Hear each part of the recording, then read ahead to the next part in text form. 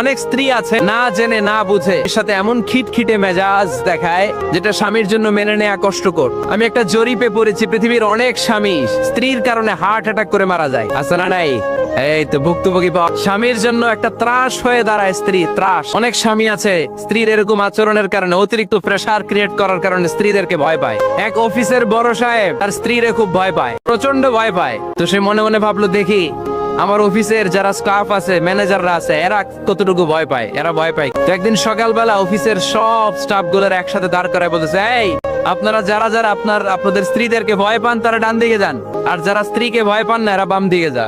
অফিসের সব কর্মচারী ডান দিকে চলে গেছে, একজন শুধু বাম দিকে। দিকে কয়জন ভয় পায় না, আর যারা ভয় পায় এরা ডান দিকে। ডান দিকে সবাই। বড় সাহেব ভাবছে, আলহামদুলিল্লাহ আমার অফিসে একজন হইলেও বীর পুরুষ আছে। পুরুষের কাছে যে বলে, ঘটনা কি, আপনি মোটেও ভয় পান না?